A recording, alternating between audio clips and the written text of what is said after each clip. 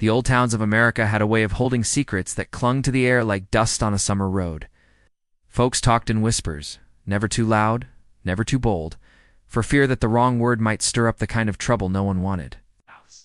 In those days, power was not just measured by land or cattle, but by silence, how much people dared not say. And in one such town, where wooden storefronts leaned against the wind and lanterns burned long after midnight, there lived a young woman whose fate was spoken of with a mix of envy, pity, and fear. She was 20 when her life was decided for her, though in truth it had been decided long before she was born. Raised quiet and proper, she carried the grace of someone untouched by scandal, someone carefully shielded from wandering eyes. To many, she seemed untouchable, too fine for ordinary men, too distant for suitors of common standing. People wondered if she had been kept for something greater, or if she was only being guarded for reasons darker than most dared imagine. When the day came that her guardians declared she was to be given to the richest man in the county, the air itself seemed to tighten. The man was known simply as the Baron, though no one knew if he had ever truly earned such a title, or had only claimed it out of arrogance. He owned half the land surrounding the town, his wealth built from railroads, lumber, and deals no one spoke of openly. Odd folks feared him the way they feared fire, respect mixed with dread. For fire could warm you, but could also burn your whole world down. No man dared cross him. No woman spoke against him. Even the preacher, who thundered against sin every Sunday, softened his voice when the Baron entered the chapel, as though heaven itself might bend its rules for the man. And now the young woman was to be given to him, her youth and innocence traded like a prize none could question. Whispers spread through the saloon and the church steps alike. Some said she was lucky, for she would never know hunger, never want for shelter, never live with the hard calluses of farm life. Others shook their heads, for they knew riches had their own kind of chains, and the Baron was not the sort of man to treat anything like cattle, or a woman with tenderness. Children were hushed when they asked too many questions, yet their wide eyes showed they felt the strangeness of it all. The Baron himself was a figure few truly knew. He rarely showed his face in town, unless business forced it, and when he did, silence followed him like a shadow. He was broad-shouldered and cold-eyed, his presence enough to make even the boldest men lower their gaze. No one laughed in his company, no one dared. Stories floated about him how he had ruined men who spoke against him, how a rancher's land had changed hands overnight after one small quarrel. There were darker tales, too, of travelers gone missing near his estate, of debts paid not with money but with silence. The young woman, however, had no voice in the matter. Her guardians had arranged it all, believing it would secure her future, believing perhaps that no better offer could ever come. And she, raised to be obedient and modest, said nothing as her days of freedom slipped away like water in a cupped hand. She spent her final mornings by the window, watching the wide horizon, her thoughts unreadable even to those closest to her. Some swore they saw defiance in her eyes, others said it was sorrow. No one could be certain. The town prepared for the union in a strange mixture of fear and festivity. The Baron's men moved through the streets with quiet authority, making arrangements, speaking with shopkeepers, securing supplies. It was said the ceremony would not be held in the church, but on the Baron's estate itself, a sprawling house that rose out of the hills like a fortress. Few had ever stepped inside, and fewer still spoke of what they had seen there. One evening, just before the appointed day, an old woman at the general store muttered words that unsettled everyone within earshot. She said the union would not end as folks believed, that the girl's destiny was not to be a silent bride, but something far greater, something that would shake the very town. The store went quiet at once, and though no one dared press her for more, her words lingered like smoke. The young woman herself seemed calm, though her calmness was strange, almost unnatural. When neighbors came by to offer awkward congratulations, she smiled politely, but with a look that unsettled them, as though she knew something they did not. Some whispered that perhaps she was not afraid at all, that perhaps she carried within her a secret strong enough to stand against even the Baron's power. When the day finally arrived, the townspeople gathered near the edge of the road leading to the Baron's estate. They did not go farther. None would dare without invitation. They only watched as the carriage came for her, its dark horses cutting through the dust. She stepped out of her home with measured grace, her figure framed against the morning light, her expression unreadable. The silence was so deep that even the creak of the carriage door seemed loud. Men removed their hats. Women pressed hands to their mouths. Children clutched their mothers' skirts. Everyone felt they were watching something far larger than a simple union, though none could say what. The Baron was not present. He waited at his estate, they were told, where all would be sealed. And so the carriage began its slow journey, wheels groaning over the dirt path, carrying her toward the life chosen for her. But what happened after that carriage disappeared into the distance was nothing like what anyone expected. Hours later, when the sun began to drop and still no word had come, the murmurs in town grew restless. Riders sent up the road returned with pale faces and shaking voices. Something had taken place at the estate, something none could explain, something that left even the boldest unwilling to speak too openly. The girl, they whispered, had not been broken by her fate. What she had done, or what had happened to her, was not yet clear. All that could be said with certainty was that the Baron, the untouchable man who ruled through fear, was no longer the same. And the young woman, once seen as powerless, now stood at the center of a storm no one had dared imagine. In the days that followed, the town's silence grew heavier than ever, for silence had always been its armor. But beneath that silence, questions boiled. Was she still at the estate? Had she escaped? Had she turned the Baron's power back on him? The truth was hidden, locked away behind those high walls. Yet one thing was certain. At 20, she had been given untouched to a man no one dared approach. But the outcome was not what anyone expected. What she carried with her, whether courage, secret knowledge, or fate itself, was strong enough to shake the world of men who thought themselves untouchable. And the story of what truly happened was only just beginning. The hours that followed the young woman's departure in the Baron's carriage felt stretched and unnatural, as if time itself was holding its breath. Folks lingered in doorways, waiting for riders to bring word, waiting for some sign of what had taken place on that hill where the Baron's estate loomed. The estate had always been a source of unease, even when no ceremonies or gatherings were involved. Its dark windows and iron gates gave the impression of a place that kept more than secrets within its walls. Some said the land itself carried a curse, for nothing seemed to grow near the fences, and the air felt different as one drew closer. Children who once dared each other to creep up the road would never cross the boundary of the gate, not even for the bravest wager. Even grown men admitted that the silence up there was unlike any silence they knew. It was not the peace of nature or the stillness of night. It was a silence that pressed upon the chest, heavy and waiting, as though the earth itself were listening. And now the young woman had been taken there, not as a guest, not as a visitor, but as something given, her life tied to a man most people would not meet in the eye. She had been raised carefully, though most of the town only saw her from a distance. Her guardians rarely allowed her to wander freely, but she had always carried herself with a quiet dignity, as if she belonged to another world entirely. She was not like the other girls who laughed along the riverbank or lingered in the market stalls with baskets in hand. She seemed carved from a different stone, distant but not cold, present but not quite reachable. Many thought her beauty a kind of armor, something that protected her from the dust and toil that marked the rest of them. Yet those who had known her longer, especially in her childhood, remembered a girl who had once run barefoot through the tall grass, who had once spoken of dreams that stretched far beyond the county lines. They recalled her curiosity, her questions about the horizon, her wonder at stories carried by travelers. That spirit, however, had been tempered as the years passed, until she became the quiet figure everyone knew, gliding through life without leaving behind the small scandals or laughter that clung to others her age. It was as though she had been molded into silence, prepared for something the rest could not yet see. Her guardians were stern but not unkind. They were practical people, shaped by hardship, who believed safety was best found in powerful alliances. To them, there was no greater security than tying her future to the Baron's wealth. Whatever fears or doubts they held, they swallowed them for what they called her protection. They told themselves she would never go hungry, never fear eviction, never suffer the way others had. And perhaps they even believed that such fortune would eventually bring her peace.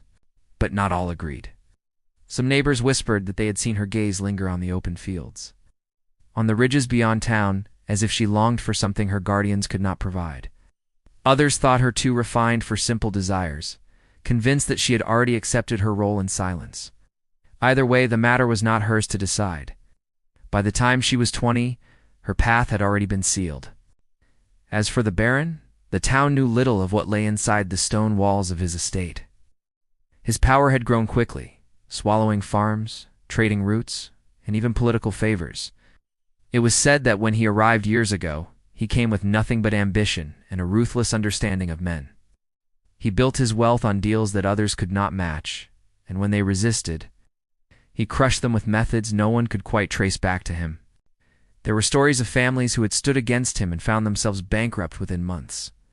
Their land sold at half its worth, their homes abandoned, yet none dared accuse him openly, for fear was a stronger bond than proof.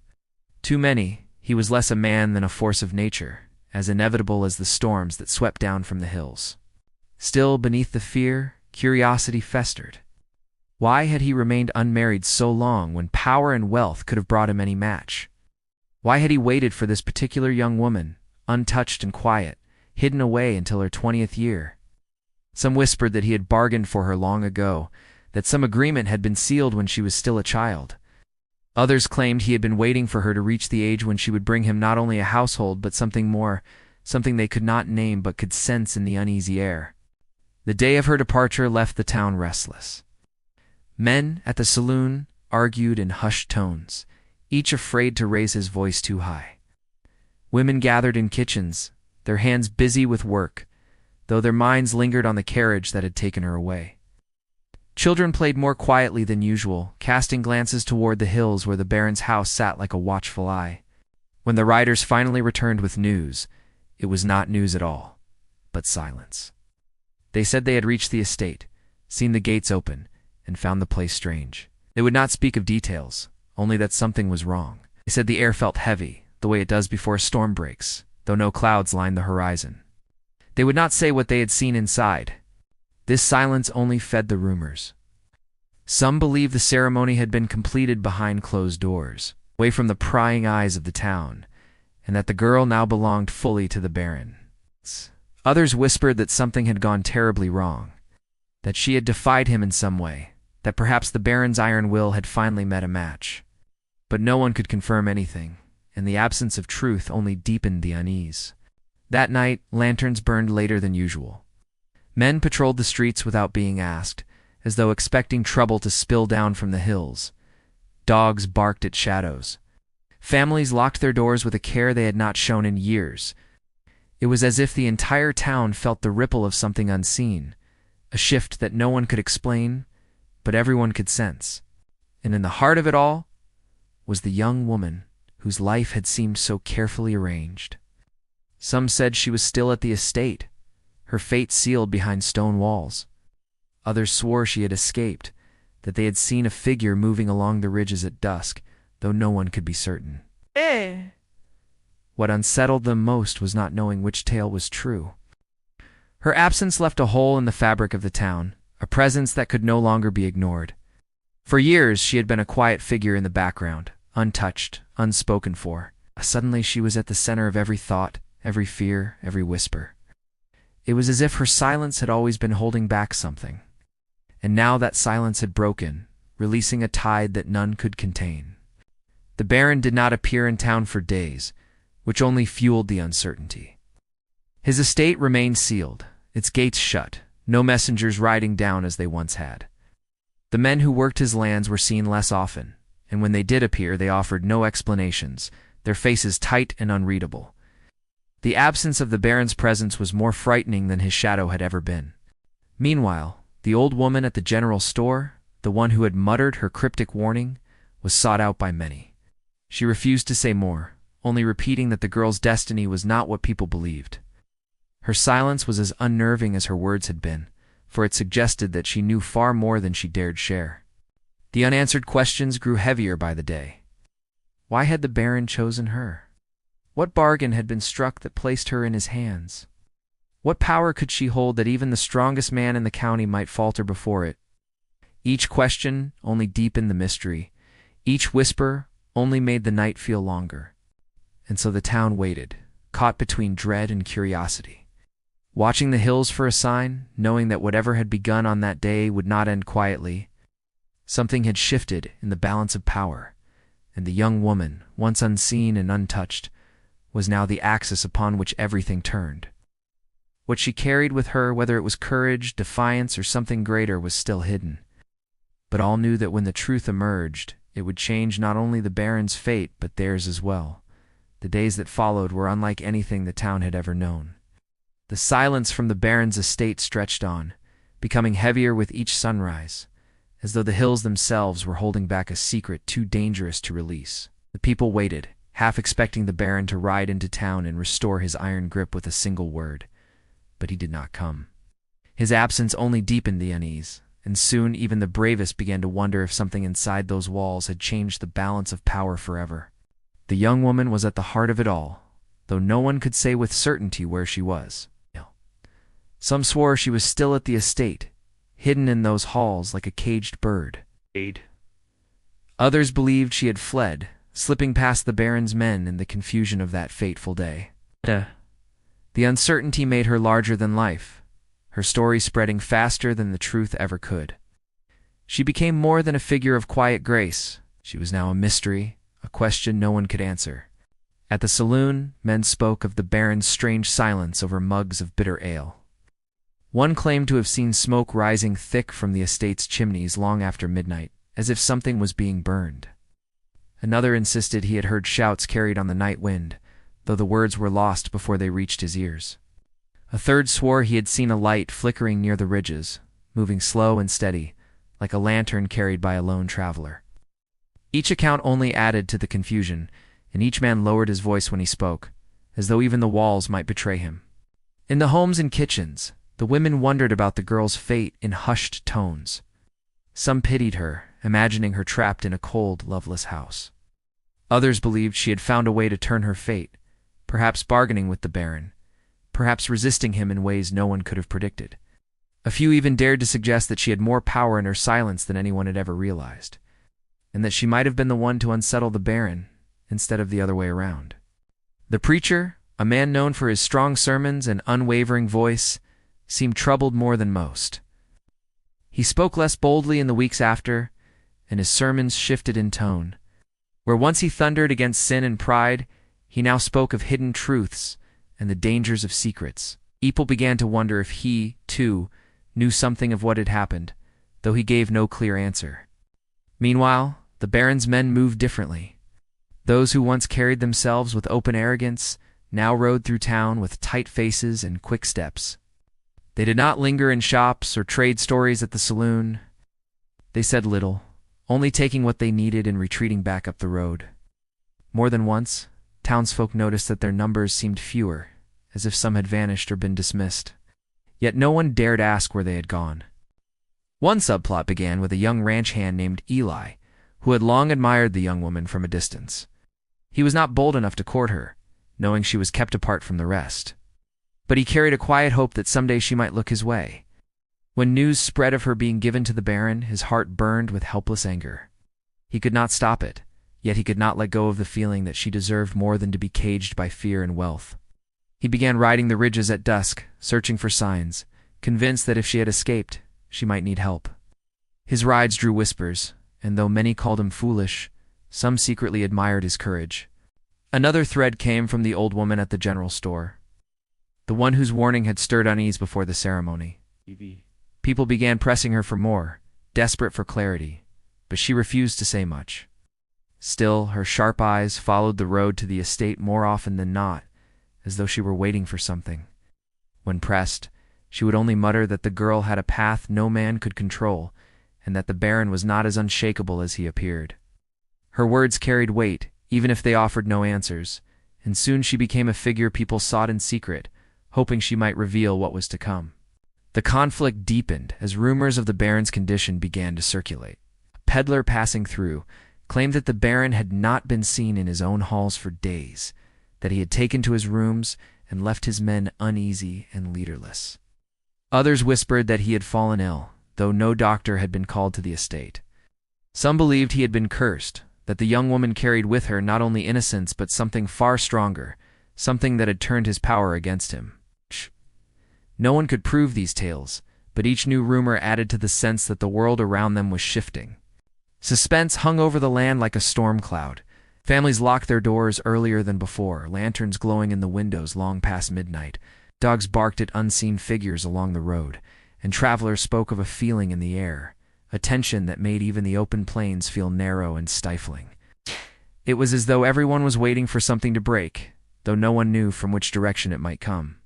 The young woman's guardians, who had once spoken so firmly of her secure future, grew pale and restless.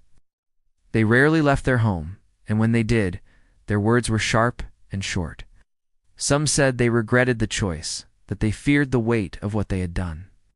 Others believed they were hiding knowledge of what truly happened at the estate, afraid to share it lest the Baron's men turn on them. For the young ranch hand Eli, the conflict took on a sharper edge. One evening, he returned from the ridges, claiming he had seen movement near the estate's boundary, a figure slipping into the trees. He told no one directly, only sharing it with a trusted friend, but word spread quickly all the same. Yes, some thought it must have been one of the Baron's men, scouting the land. Away. Others believed it was her, the girl herself, searching for a way out. The uncertainty kept the town restless, torn between fear of the Baron's wrath and hope that she might yet be free. The Baron's estate remained silent, but silence itself became its own kind of weapon. Without answers, people filled the emptiness with stories, each darker or stranger than the last. Some whispered that the girl had confronted the Baron, that her presence had forced him to face something long buried in his past. Others said she had discovered a secret within those walls, something that explained his ruthless power. And a few dared to suggest that she had not gone unwilling at all, that she had been waiting for this moment, her quiet obedience masking a deeper plan. No matter which tale they believed, everyone agreed on one thing. Nothing about the Baron's hold on the town felt the same anymore. His absence, once unthinkable, now stretched on too long. His silence left room for others to dream of change, even if they feared the cost. And at the center of it all, the girl became more than a mystery. She became a symbol of the unknown, a force that no one could name but all felt. The main conflict now spread through every corner of the community. It was not only about the fate of one young woman, but about what her fate revealed of the world they lived in. Could wealth and fear truly decide everything, or could one quiet soul alter the course of it all? The Baron's shadow still loomed, but it no longer seemed invincible. The girl's silence had become louder than his power, and everyone waited to see what that silence would finally reveal. Yet the truth remained hidden, locked behind stone walls and whispers. And until it came forth, the town would remain suspended in unease, every heart caught between dread and hope. Knowing that whatever had begun on that day was far from finished, the nights grew longer, though the season had not yet turned. People said it was not the sun setting earlier, but the heaviness that seemed to settle over the land. Every sound felt sharper than it should, every silence stretched too far. By now weeks had passed since the young woman was taken to the Baron's estate, and still there was no clear word of her fate. The absence of certainty was more unsettling than any truth could have been. It was as if the town itself was being held in a kind of suspension, waiting for something none could name, but all could sense. The Baron's men were fewer than ever, and when they did ride into town, they carried themselves with an unease no one had ever seen before. Their shoulders were still broad, their weapons still at their sides, but their eyes gave them away, were watchful, almost hunted, as though their own fear was gnawing at them. They did their business quickly and left without a word. Even the boldest men in town noticed, and though no one dared say it openly, all wondered the same thing. Had something shaken even the Baron's closest men? The preacher's sermons took a darker turn. He spoke of trials, of the testing of souls, of battles not fought with hands but with the Spirit. He warned against pride, but he also spoke of hidden courage rising in places no one expected. People leaned in closer when he spoke, though his voice no longer carried thunder. It carried weight, the kind that made even the children restless on their benches. Some believed he was speaking of the Baron, others believed he was speaking of the girl, and some whispered that perhaps he knew far more than he let on. Eli, the ranch hand, who had been restless since her departure, grew bolder. His rides up near the ridges became longer, his eyes fixed on the Baron's estate. He had begun to notice things others ignored. Once, he saw a lantern burning in the upper window of the house long after midnight, only to vanish suddenly, leaving the place in darkness. Another night, he heard what sounded like a cry carried down on the wind, though whether it came from the estate or his own imagination, he could not be sure. Still, he returned again and again, convinced that something within those walls was calling for help. The old woman at the store became a magnet for attention. Each day, more people found excuses to linger near her counter, hoping she might drop some new hint. She never gave them what they wanted, though now and then she spoke words that burrowed deep into their minds. She said the girl was stronger than anyone believed. She said the Baron's power was not what it seemed. And once, when a man pressed her too hard, she fixed him with a look sharp as a knife and told him that some truths could not be forced, only revealed in their own time.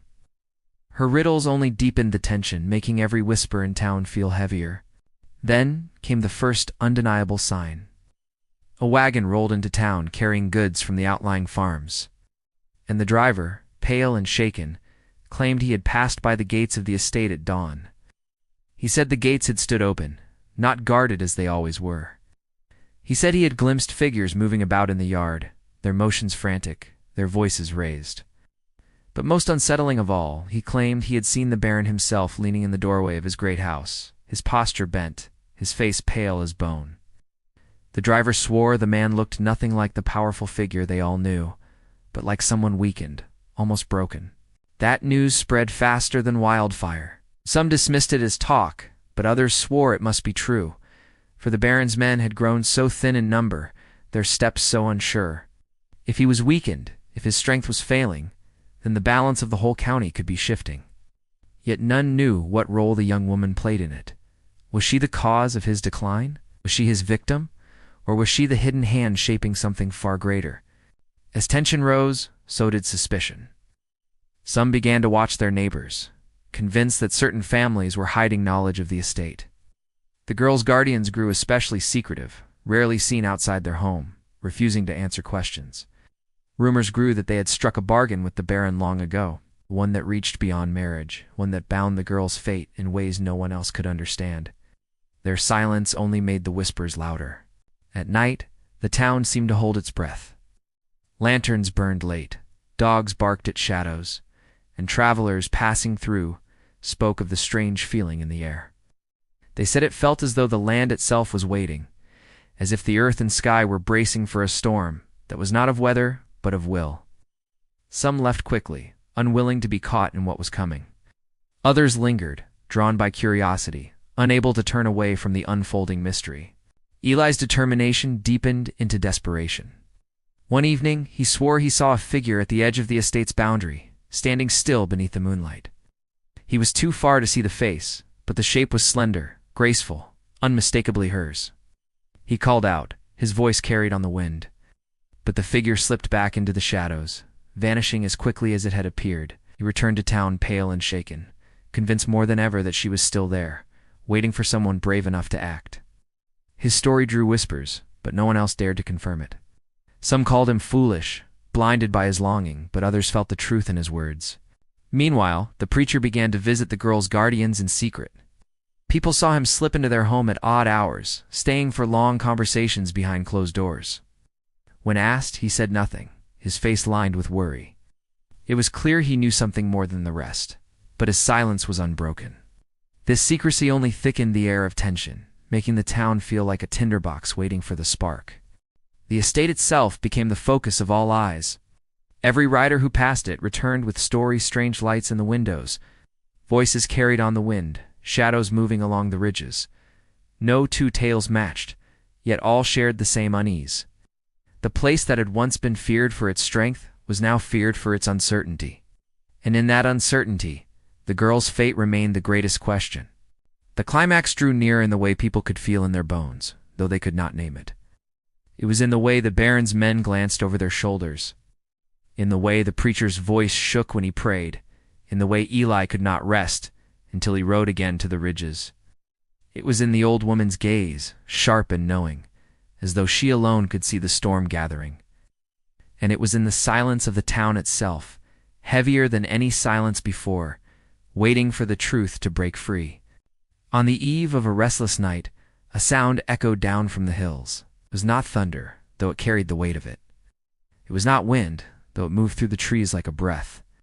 It was something in between, something that made the hairs rise on the back of every neck in town.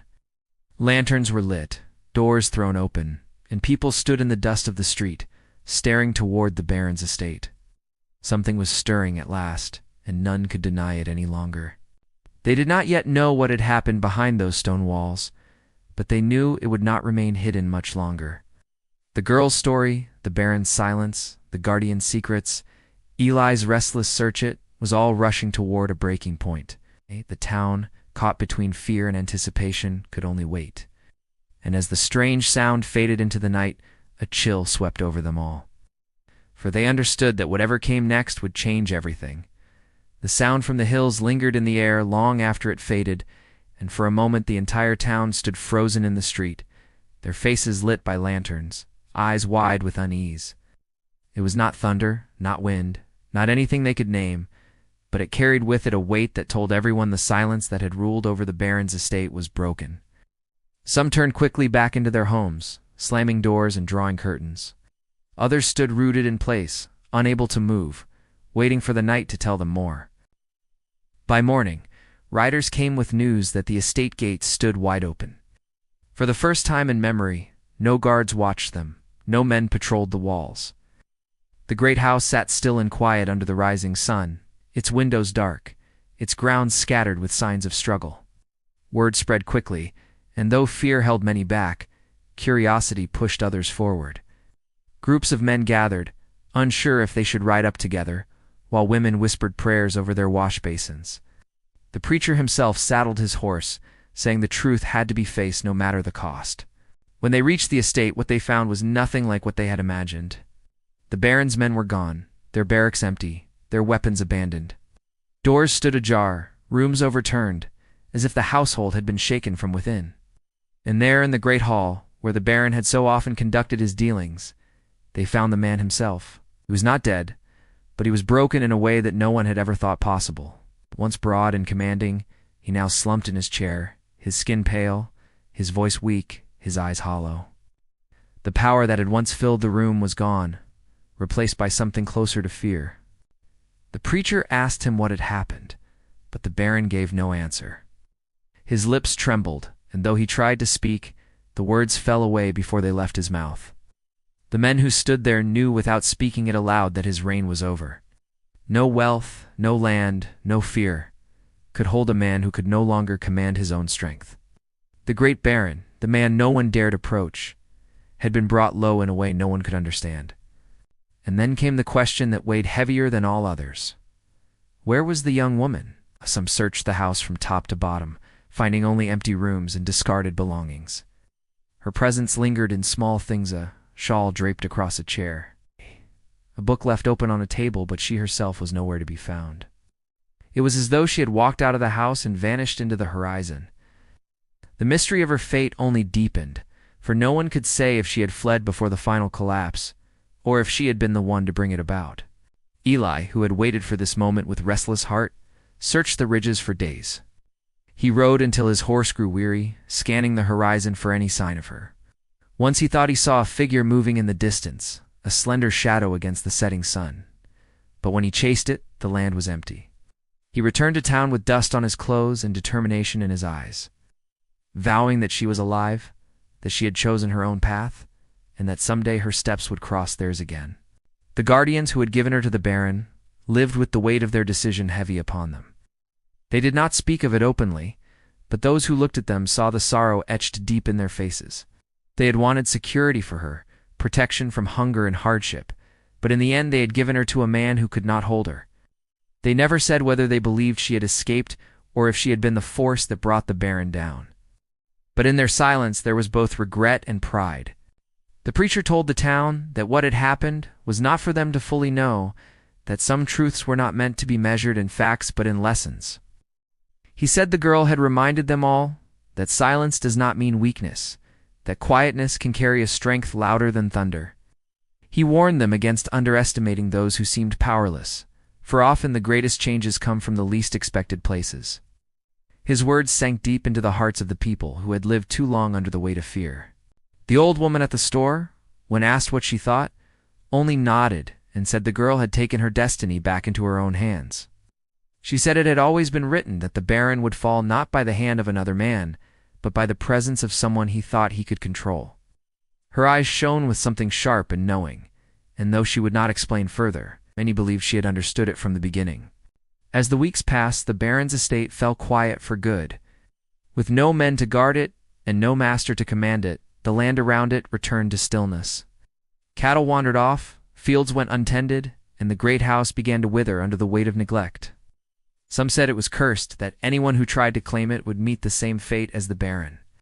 Others said it should be left to stand as a reminder of what happens when fear rules unchecked. No one rushed to take it, and so the place remained, a shadow of its former power, a husk of what once controlled the lives of many. The girl's absence became a story of its own, told in whispers and wonder.